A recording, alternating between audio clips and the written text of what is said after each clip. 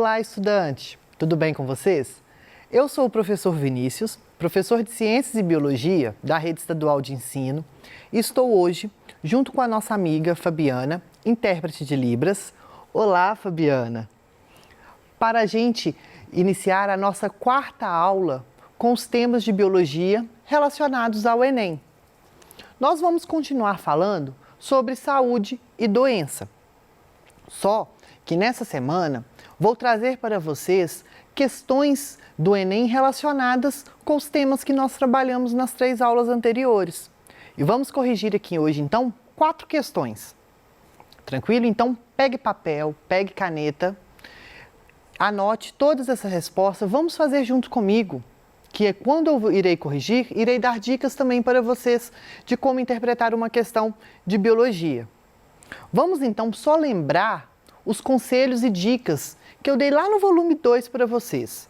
Que quando eu falo de uma prova de biologia do Enem, que na verdade não é prova de biologia, é uma prova de ciências da natureza, onde vai envolver conceitos relacionados à biologia, química e física, que são esses 3 conteúdos que estão inseridos na área de ciências da natureza. E aí, dependendo do conteúdo que nós vamos estar trabalhando, questões podem ser interdisciplinares ou podem ser mais específicas. Igual vimos no volume 2, quando corrigimos aquela clássica questão onde falava da célula fotovoltaica, que ficávamos com dúvidas se era química, se era física, e no final perguntava uma questão um conceito simples de biologia, que era associá-la à fotossíntese. Então, pegou papel e caneta? Vamos comigo, então. Questão número 1, então, que nós vamos corrigir, ela é do Enem de 2009. Estima-se que haja atualmente no mundo 40 milhões de pessoas infectadas pelo HIV, o vírus que causa a AIDS, sendo que as taxas de novas infecções continuam crescendo, principalmente na África, Ásia e Rússia. Nesse cenário de pandemia, uma vacina contra o HIV teria imenso impacto, pois salvaria milhões de vidas. Certamente seria um marco na história planetária e também uma esperança para as populações carentes de tratamento antiviral e de acompanhamento médico. Então, esse texto foi extraído, então, de uma reportagem do Ciência Hoje, que fala vacina contra a AIDS, desafios e esperanças. E aí, então, a gente vem à pergunta. Uma vacina eficiente contra o HIV deveria A. Induzir a imunidade para proteger o organismo da contaminação viral. B. Ser capaz de alterar o genoma do organismo portador, induzindo a síntese de enzimas protetoras. C. Produzir antígenos capazes de se ligarem ao vírus, impedindo que este entre nas células do organismo humano. D. Ser amplamente aplicada em animais, visto que esses são os principais transmissores do vírus para os seres humanos. E estimular a imunidade, minimizando a transmissão do vírus por gotículas de saliva. Vamos lá. Então, essa questão, ela fala sobre a infecção pelo vírus HIV e depois pergunta-se sobre a questão de vacinas, ao que nós trabalhamos ao longo dessas 3 semanas. Bom, o primeiro conceito que a gente vai ter que entender aqui agora é sobre o mecanismo de infecção mecanismo de infecção do HIV. Como que se dá, então, esse ciclo de vida desse vírus? Nós sabemos, primeiramente, que o vírus HIV, ele vai ser um vírus de RNA. Primeira coisa que nós vamos saber. Então, ó, o HIV, ele vai ser um vírus de RNA. Depois, nós temos que saber como que ele vai atacar. Quais são os tipos de células que eles vão atacar? Os nossos linfócitos. Então, ele vai atacar nossos glóbulos brancos, nossos seguranças. Lembram das nossas aulas? Vamos lá. O vírus, então, HIV, lembram que ele vai chegar na célula com 3 enzimas. Transcriptase reversa,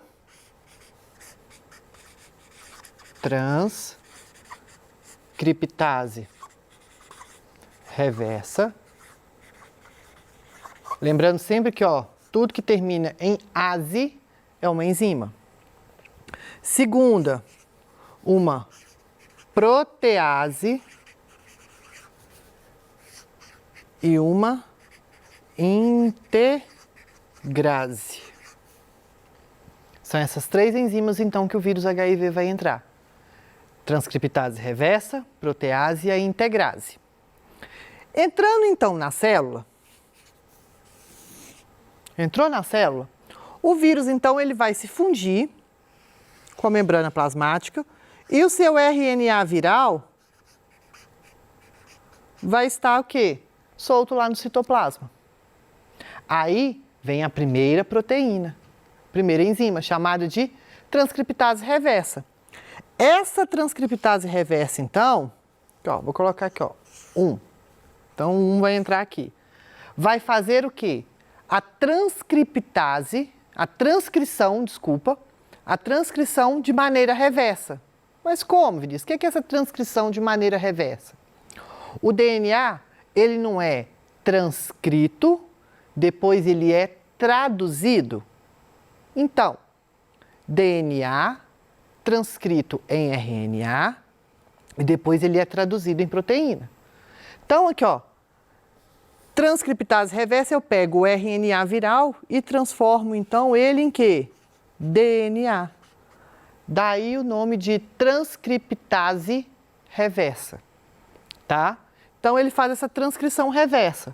Feito isso, então, nós temos aqui a ação da segunda enzima, que é a integrase, e que vai fazer com que esse DNA viral integre ao DNA da célula. Integrou-se, então, ao DNA da célula, a célula vai passar a trabalhar para o vírus. Esse vírus, então, vai fazer o quê? Várias cópias desse material genético, desse RNA viral, tá? Feito isso, então, vem a terceira enzima, que é chamada de protease, que vai fazer o quê? Pegar, então, essas proteínas, porque o vírus, ele é tão ordinário, digamos assim, que ele vai o quê? Pegar a célula, força ela para trabalhar e vai o quê? Vai roubar tudo que a célula tem para oferecer. Então, você vai fazer para mim. A protease vai mandar ele fazer transcriptase reversa, vai mandar ele fazer integrase, vai mandar ele fazer protease para ficar tudo bonitinho, fragmentado aqui perto dele. Feito isso, então, quando o vírus vai sair da célula, ele já leva, então, o seu envelope viral com o RNA e as 3 enzimas. Bom, feito isso, é o mecanismo de vida, então, do ciclo do HIV. O que isso vai ter a ver com a vacina? Onde que a vacina ela teria que estar atuando, Vinícius? Ela vai curar a gente? Uma vacina cura? Não. Vacina, ela vai ser o quê? Uma forma de imunização ativa, que faz parte da nossa imunidade adquirida, da nossa imunidade adaptativa. Então, nós vamos forçar o nosso corpo a produzir anticorpos, que teriam, então, que impedir esse vírus antes dele entrar na célula, certo?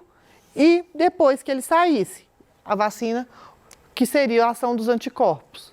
Só que esse vírus tem vários fatores que vai acometer a eles, que não vai deixar que essa vacina, digamos, saia.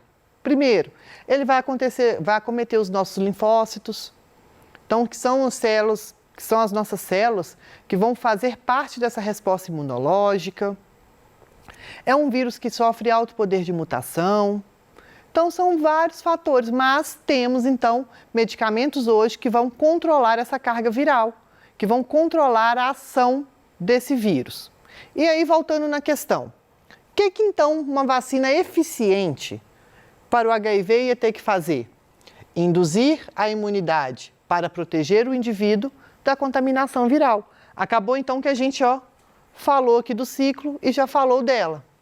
Por que não poderia ser B? Ser capaz de alterar o genoma do organismo portador, induzindo a síntese de enzimas protetoras? Vacina não vai alterar o nosso genoma. Produzir antígenos capazes de se ligarem ao vírus, impedindo que esses entrem nas células? Não. Primeiro que, vacina deveria produzir antígeno? Não. Vai produzir mais vírus? Ela teria o quê? Fazer o nosso sistema imunológico produzir anticorpo. Ser amplamente aplicada em animais, visto que esses são os principais transmissores dos vírus aos seres humanos. Nós não contraímos o vírus HIV dessa forma. Através do contato direto, do contato íntimo, relações sexuais, das trocas de fluidos sem preservativos. E mesmo assim, saliva não contamina. E vai na E, estimular a imunidade, minimizando a transmissão do vírus por gotículas de saliva. Não, nada a ver. Então, a resposta correta vai ser a letra A. Tranquilo? Que eu tenho, então, um comentário dela. Segunda questão, que faz parte do Enem de 2011.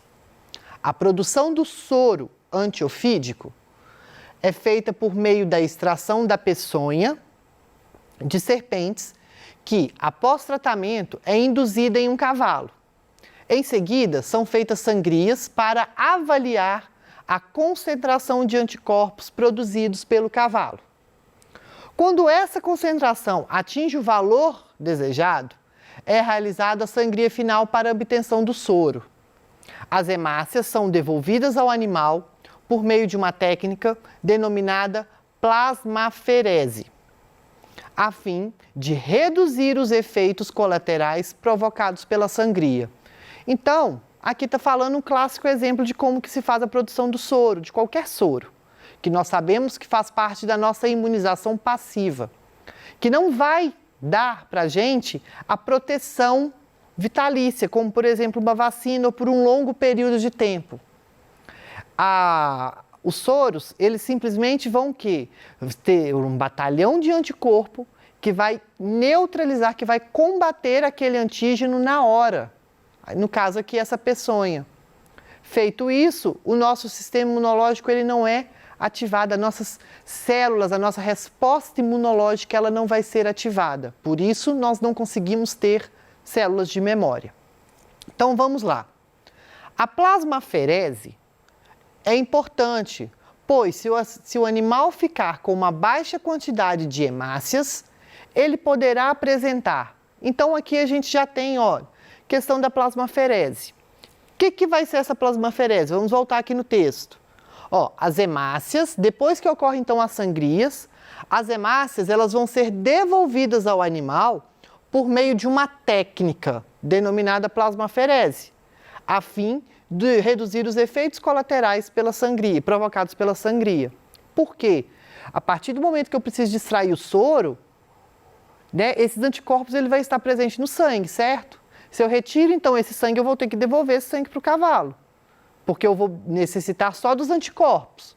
Mas o sangue não tem como eu tirar assim, vou furar minha veia aqui e falar, vai sair agora só glóbulo branco. Não vai.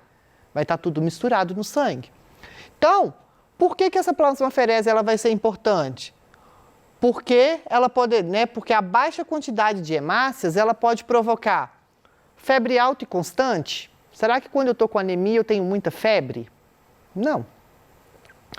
Redução da imunidade, quando nós estamos falando de hemácias, não estou falando de glóbulos brancos, e sim de hemácias, que são os nossos glóbulos vermelhos. O que nós vamos então, o que a hemácia vai fazer no nosso corpo? Vamos passar aqui. Nós sabemos que o nosso sangue, ele vai ser composto. Falei isso na primeira aula. Ele é composto de glóbulos brancos, que nós chamamos popularmente de leucócitos, glóbulos vermelhos e plasma. Então, Quando nós estamos falando, então, de glóbulos vermelhos, eu estou falando de hemácias. Essas hemácias, elas vão ter, qual que é a função das hemácias? Vai ser a troca de gasosa. Entra gás oxigênio e sai gás carbônico. Isso lá onde? Nos alvéolos pulmonares. Então, esse transporte então, do gás oxigênio nas células e de gás carbônico, quem vai fazer? Nosso corpo, quem vai fazer? As hemácias. Feito isso, então, vai ser o quê? Aumento da pressão arterial? Não, pelo contrário, se eu vou ter menos quantidade de sangue, eu vou ter uma diminuição da pressão. Quadro de leucemia profunda. Se eu estou falando de leucemia, eu estou falando de leucócitos, glóbulos brancos. Então, vai ser problemas no transporte de oxigênio. A alternativa é, porque elas vão ser responsáveis pelos transportes de gases. Última questão, então, que nós vamos corrigir. Não vai dar tempo de corrigir as 4, mas eu trago ela na semana que vem. Do Enem de 2013.